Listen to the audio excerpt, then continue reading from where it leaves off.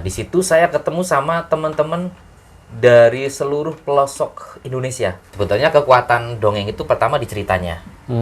Kalau ceritanya bagus, menyampaikannya juga akan lebih enak. Kakak, kenapa? Kita ada di mana? Kita sedang ada di podcast Madrasah nih.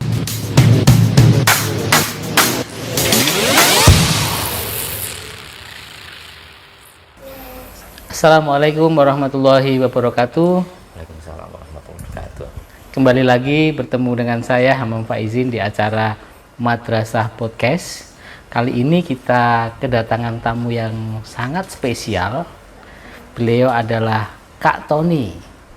Beliau ini akhir-akhir ini sedang viral karena menjadi salah satu peserta Indonesian Got Talent di RCTI. Kita akan berbicara dengan Kak Tony tentang karirnya, tentang kiprahnya, tentang pekerjaannya yang unik sekali, dan juga tentu sebagai alumni madrasah, Kak Tony akan memberikan motivasi dan inspirasi kepada sahabat madrasah tentang bagaimana mendongeng itu. Baik, mari kita berbincang dengan Kak Tony. Oh ya, Kak Tony itu saya pernah dengar Kak Tony alumni madrasah. Iya, Mas. Ya, dulu madrasah di mana? Nah, kisah-kisah menarik apa yang dulu pernah dialami Kak Tony ketika di madrasah hingga Kak Tony sekarang menjadi seorang pendongeng begitu.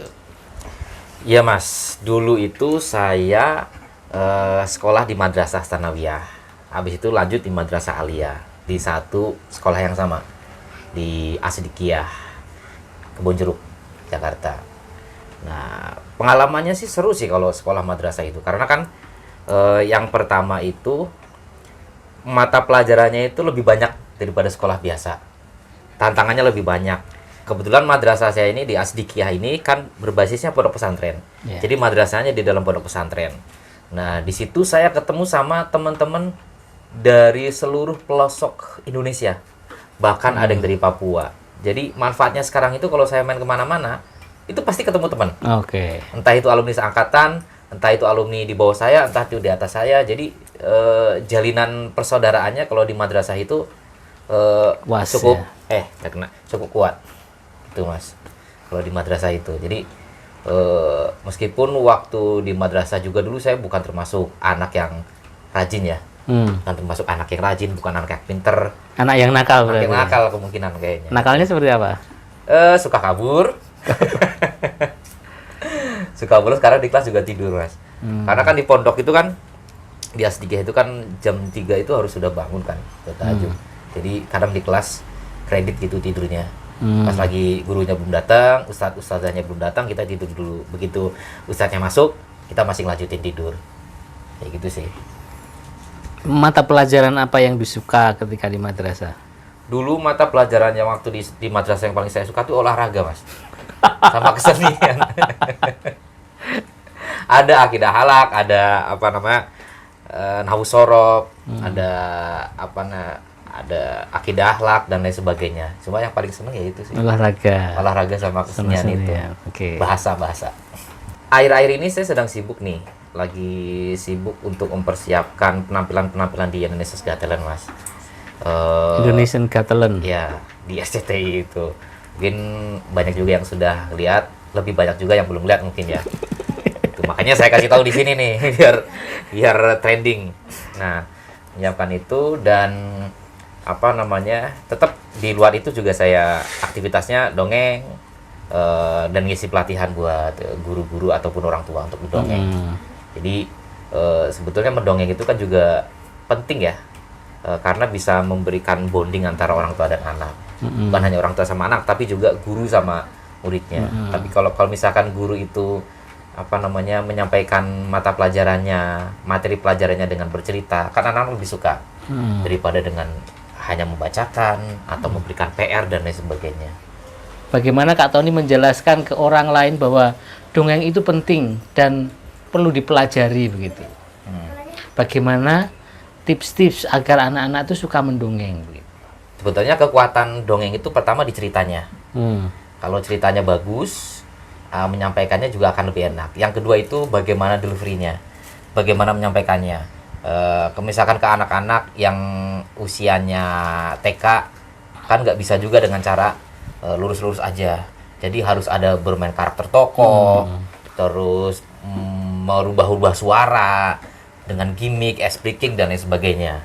Kayak gitu sih. Jadi gimana caranya kita pinter-pinternya kita untuk menyampaikan itu biar anak-anak itu suka.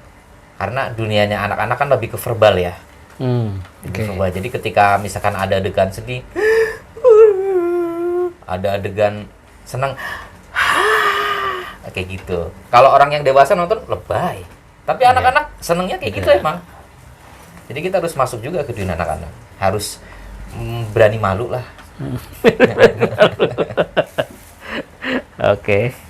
Oh ya, mulai muncul ada bakat menjadi pendongeng itu kapan dan momentumnya itu ketika apa?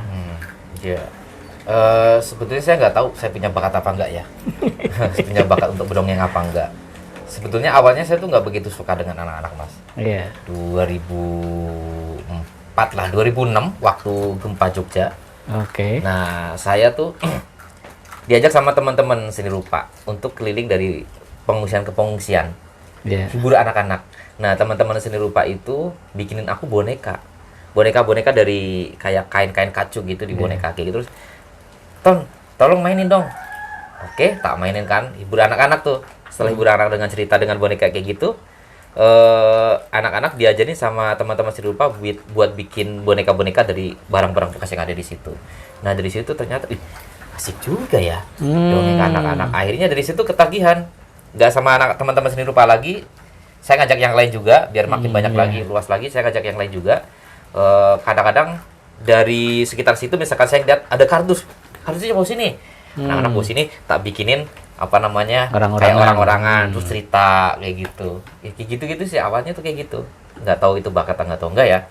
Tapi kalau basic sih memang karena kuliahnya dulu di jurusannya teater ya, jurusannya teater Fakultas Pertunjukan, jadi jiwa seni pertunjukannya muncul, tapi dalam bentuk dongeng. Oke, satu lagi yang menarik dari Kak Tony itu 5 selain juga apa-apa, Mas. ya 5 juga apa.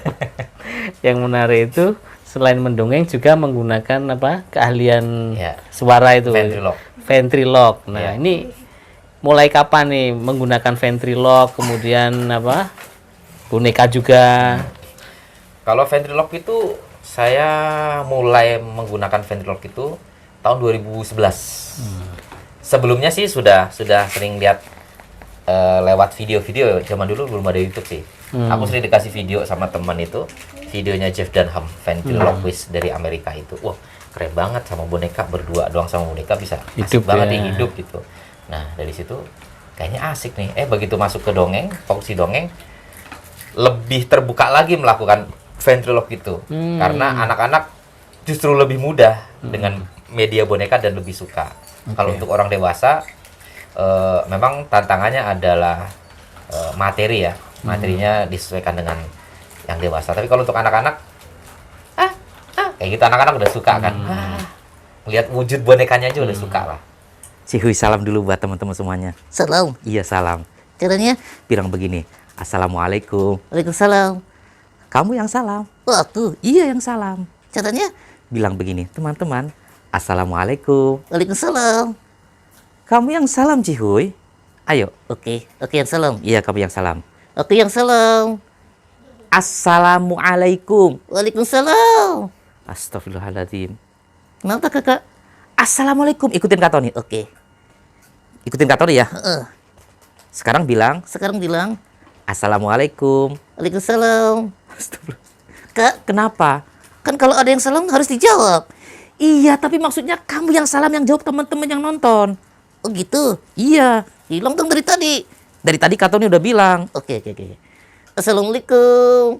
Waalaikumsalam warahmatullahi wabarakatuh. Ini namanya Cihuy. Aku Cihuy. Iya, makanya Kak Tony kenalin.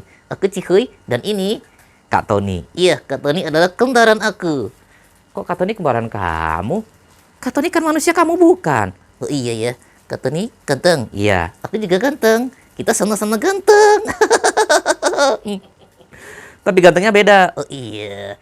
Kakak, Kenapa? kita ada di mana? Kita sedang ada di podcast Madrasah nih. Madrasah itu apa? Madrasah itu adalah sekolah, tapi sekolahnya lebih luar biasa lagi. Apa itu kakak? Karena ada tambahan mata pelajaran. Kak Tony kenapa? Didut ngomongnya. Oke. Ulangi lagi. Oke, ulangi lagi. Karena ada tambahan mata pelajaran. Apa aja kakak? Yang masih Kak Tony inget itu ada akidah akhlak, Heeh, ada Al-Quran hadis, heeh, terus ada juga fikih, heeh, terus ada juga nahwu sorof, heeh. terus ada juga apa lagi? Kayaknya masih banyak. SKI, Sejarah Kebudayaan Islam. Terus ada juga apa lagi ya? Kak Tony lupa ya? Bahasa Arab. Oh iya, bahasa Jepang? Bahasa Jepang ada sih madrasah yang mungkin ada bahasa Jepangnya. Tapi waktu Kak Tony di madrasah itu belum ada bahasa Jepangnya. Oh gitu, bahasa Arab kakak? Iya. Berarti Kak Tony bisa bahasa Arab? Masih inget sih. Aku tes ya kakak. Oke. Aku tes. Ya. Kalau misalkan bahasa Arabnya, nih arti gini ya, artinya apa nih? Hakula mangkaratan, hakuba rumang kilat. Fakula mangkaratan, fakuba mangkilat. Apa kakak? Apa? Artinya, hakula mangkaratan, takudaru mengkilat. Itu bukan bahasa Arab, cuy. Itu paku lama, karatan paku baru mengkilat. Astagfirullahaladzim. Oke, aku tanya sama kakak. Ya, Bahasa Arab kakak? ya bahasa Arab. Bahasa Arabnya hujan. Bahasa Arabnya hujan, mator. Bahasa Arabnya kehujanan? Ilamator. Kok gitu kakak? Kalau jalan? Torik. Jalan-jalan? Torik-torik. Kok gitu kakak? Kak Tony udah lupa, tapi Kak Tony yakin teman-teman madrasah yang nonton ini pasti suka juga ya dengan mata pelajaran bahasa Arab. Kakak, aku juga nanti belajar ya kakak. Ya, kamu belajar sama siapa? Sama Kak Tony bisa nggak? Jangan sama Kak Tony. Kak Tony udah banyak lupa sama ustadz atau ustazah yang masih ngajar di madrasah aja. Jadi, teman-teman yang ada di madrasah, jangan berkecil hati. Madrasah itu bisa membuat kita lebih baik lagi, lebih hebat lagi. Buktinya, pernah ada loh di Indonesia seorang presiden yang dulunya itu sekolah di madrasah. Oh iya kakak? Iya, kamu nggak tahu? Siapa kakak? Ada Kiai Haji Abdurrahman Wahid. Dulu juga sekolahnya di madrasah. Terbukti kan bisa jadi presiden. Wah keren kakak. Aku juga mau sekolah di madrasah kakak. Madrasah apa? Madrasah hutan. Ya udah deh, teman-teman semuanya, kapan-kapan kita jumpa lagi ya. Kita ngobrol-ngobrol lagi sama Cihuy. Dan Kak Tony mau pamit dulu. Cihuy, Kak Tony mau masukin dulu di madrasah hutan. Iya, assalamualaikum warahmatullahi wabarakatuh. Oke, lucu sekali tadi ya perbincangan kita dengan Kak Tony dan bonekanya si Cihui. Mudah-mudahan apa yang disampaikan oleh Kak Tony dan juga Cihui ini bermanfaat bagi kita semua dan menginspirasi. Mudah-mudahan kita masih ada waktu lagi untuk bertemu dan mendongeng tentang apa saja yang menarik bagi kita semua. Akhirul kalam, wassalamualaikum warahmatullahi wabarakatuh.